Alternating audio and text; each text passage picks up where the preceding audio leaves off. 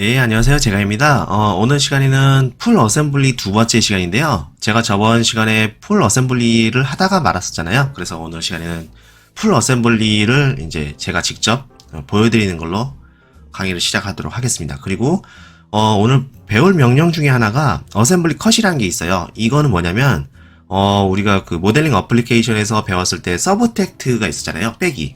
빼기를 어셈블리에서 쓸 때는 서브텍트를 쓸 수는 없고요. 이거는 이제 모델링 어플리케이션에서만 쓰는 명령이고, 어플리케이션에서 빼기를 쓰려면 어셈블리 컷이라는 녀석을 써야 돼요. 그래서 풀 어셈블리를 제가 이제 어떻게 하는지 좀 보여드리고, 그 다음에 어셈블리 컷을 이용해서 이제 빼는 것도 알려드릴게요. 자, 먼저 새롭게 파일을 하나 만들어야겠죠? 저는 이제 새로운 파일, new 파일을 열어서 주간 파일을 먼저 만들 거예요. 어셈블리 주간 파일. 그래서 주간 파일을 먼저 만들고 시작을 하도록 하겠습니다. 자, 그리고 폴더 지정을 해야겠죠. 자, 저는 여기 제 강의 폴더에 따로 이제 여기에 넣어 놓겠습니다. 그래서 여러분들은 여러분들에 맞게 폴더를 미리 생성해 주시고 거기에 이제 저장하시면 되겠습니다. 자, 그래서 저는 어셈블리 1으로 그냥 바로 시작을 할게요. 자, 그리고 OK를 눌러서 주간 파일을 이렇게 생성을 하도록 하겠습니다. 지금은 제가 이제 그 부품 파일을 불러오는 게 아니기 때문에 애드 컴포넌트를 하지 않을 거예요. 그래서 저는 이제 애드 컴포넌트가 아니라 새로운 부품을 만들기 때문에 애드 컴포넌트는 쓰지 않을 겁니다. 자, 그리고 이제 여기 보시면은 주간 파일은 만들어졌는데 부품 파일들이 없잖아요. 그래서 부품 파일들을 이제 하나하나 생성을 해보면서 어떤 식으로 이루어지는지 이제 하나하나 보도록 하겠습니다. 자, 먼저 A라는 부품을 하나 만들게요. 자, 먼저 새로운 파일 New를 눌러서 죄송합니다. New가 아니죠. 어셈블리에서 Create New를 눌러서 우리가 부품 파일을 만들 거잖아요. 그래서 모델을 눌러주셔야 됩니다. 우리가 이제 새로운 부품을 만들 거면은 모델, 그 다음에 주간 파일을 만들 거면은 어셈블리. 그래서 우리는 부품 파일을 만들 거기 때문에 모델이라는 녀석으로 무조건 선택을 해주시고 폴더도 그 폴더에 같이 저장을 해주셔야 돼요. 자, 그래서 여기 이제 주간 파일이 있는 쪽에다가 같이 저장을 해주시면 됩니다. 파일명은 제가 A라고 할게요. A라고 놓고 OK를 누르도록 하겠습니다. 자, 그리고 그냥 OK를 누를게요. 자, 그러면 이렇게 A라는 파일이 생성이 되었고요. 자, 그 다음에 A라는 녀석을 이제 새롭게 그 모델링을 하기 위해서는 A를 더블 클릭해서 활성화를 시켜줘야 돼요. 그래서 지금 주간 파일은 비활성화가 되었고 A는 활성화가 되었잖아요. 자, 이 상태에서 이제 모델링을 시작하시면 됩니다.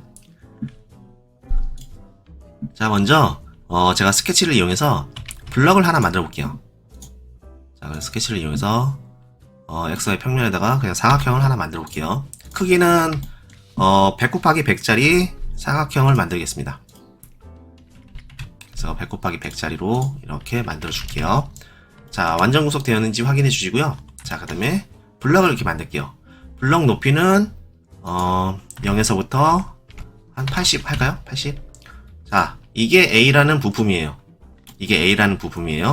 자, 이제 A라는 부품 옆에 이제 B라는 부품을 만들 거예요. B라는 부품을. 자, 항상 새롭게 이제 어떤 부품 파일을 생성할 때는요, 이 주간 파일을 다시 활성화 시켜 주셔야 돼요. 반드시 주간 파일을 활성화 시켜 주시고 다시 이제 Create New를 눌러서 새롭게 만드는 거예요. 자, 그래서 모델, 그 다음에 B라는 부품으로 새롭게 만들 겁니다. B. 그리고 OK를 눌러서 OK를 눌러주시고요. 자, 이제 B라는 부품이 만들어졌잖아요. 자, 이제 B라는 부품을 모델링 하기 위해서 B를 활성화 시켜줄 겁니다. B를 더블 클릭. 자, 이 상태에서 제가 이 옆면을 이용해서 이 스케치 면을 이용해서 이렇게 원통을 하나 만들 거예요. 원통을. 자, 근데 제가 전에도 한번 설명드렸다시피 다른 부품에 있는 어떤 요소를 이용하기 위해서는 복제품을 하나 가져와야 된다고 말씀드렸잖아요. 이유는 이 스케치가 먹히지 않기 때문에. 자, 그래서 복제품을 하나 가져와야 되는데 그 명령이 뭐냐? 여기 보시면 웨이브 지오메트리 링커라고 하는 명령을 이용해서 복제품을 하나 가져온다. 그래서 웨이브 지오메트리 링커를 이용해서 제가 바디라는 옵션을 이용해서 이거를 하나 복제품을 하나 따올 거예요. 그래서 다른 파일에 있는 녀석을 이제 좀 요소를 쓰기 위해서는 반드시 웨이브 지오메트리 링커를 이용해서 복제품을 하나 가져온 다음에 사용하시면 됩니다. 자, 이제 스케치를 이용해서 이렇게 들어갈 거예요. 자, 이번에는 원을 하나 그릴 건데요. 원은 제가 치수는 따로 주지 않을게요. 그냥 이 상태로 놓고 이렇게 돌출을 하겠습니다. 자, 이제 여기서 이렇게 안쪽으로 그 끼워지는 그 원통형 부품을 만들 거예요. 이런 식으로. 당연히 이 블럭과 이 녀석은 전혀 다른 파일이기 때문에 서브텍트가 되지 않아요. 이 상태에서는. 이거 지금 이렇게 되는 거는 복제품이 되는 거지 원본이 되는 게 아니에요. 그래서 항상 여기서의 서브텍트는 다른 부품 간의 서브텍트가 아니라 그냥 내 모델링 안에서 서브텍트라는 거를 명심해 주셔야 돼요. 그래서 이거는 안 된다. 이렇게만 해주시고 OK를 누르세요. 자, 이제 이 복제품은 제가 이제 쓰고 나면 지우라고 말씀드렸잖아요. 그래서 딜리트 바디를 이용해서 복제품을 지워주세요. 이렇게. 자, 그러면은 원본이 있고 B라는 부품, 이 녀석이 있죠. 자, 그리고 모델링이 끝나면 주간 파일을 활성화시켜 주시고 이렇게 해서 두 가지 부품을 만들었어요. 자, 근데 이 녀석과 이 녀석은 지금 현재 충돌이 일어나고 있는 상황이에요. 그렇죠? 그래서 제가 이 블럭이 이 녀석을 빼서 이 원통의 그 홀을 만들어주고 싶어요. 자, 그래서 이 상태에서는 그 서브텍트가 있잖아요. 이 서브텍트라는 명령은 모델링 어플리케이션만 쓸 수가 있고요. 여기서는 서브텍트가 먹히지 않습니다. 그래서 지금 제가 서브텍트 명령을 단축키를 이용해서 이렇게 명령을 실행을 시켰지만 실제로는 아무것도 작동되지 않는다. 이거는 모델링 어플리케이션에서만 작동하는 거다 라고 이해를 하시면 되고요. 그러면 이 상태에서 빼기는 어떻게 하느냐? 제가 처음에 언급해드렸던 부분이 어셈블리 컷이라고 하는 명령이 있어요. 그래서 어셈블리 컷을 이용해서 빼시면 됩니다.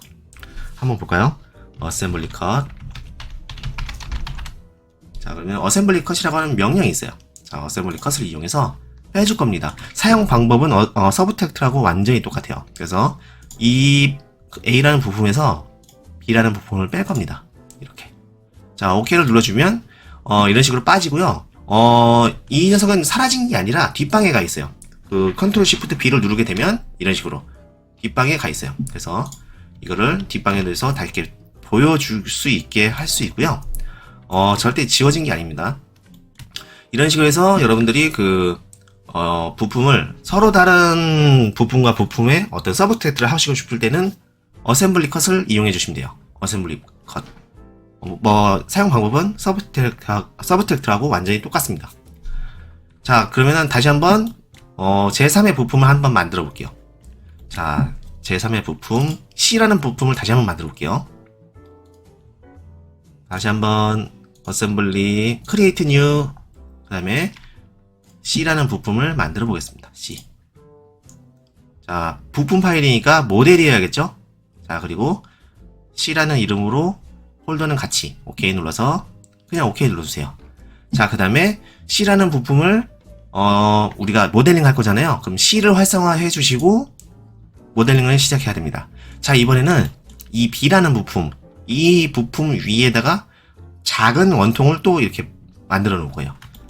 자, 그러려면은 웨이브 지오메트리 링커를 이용해서 이 녀석을 복제품을 따와야겠죠? 그래서 바디 옵션을 이용해서 이렇게 따옵니다. 오케이. 자, 이제 여기는 B라는 부품과 B의 복제품 두 개가 동시에 있는 상황이죠. 자, 이제 복제품을 이용해서 스케치를 들어가고요. 자, 그 다음에 원을 이용해서 이렇게 스케치를 그려주고 또 이렇게 돌출을 해줄 거예요. 이렇게 좀 파묻히게. 자, 이런 식으로. 자, 그 다음에 복제품은 항상 지워주시고요. 자, 그래서 복제품은 항상 지워주시고, 자, 그 다음에 여기서 이제 여러분들한테 한 가지 더 알려드릴 게 있는데요. 지금 보시면 스케치가 그대로 남아있잖아요.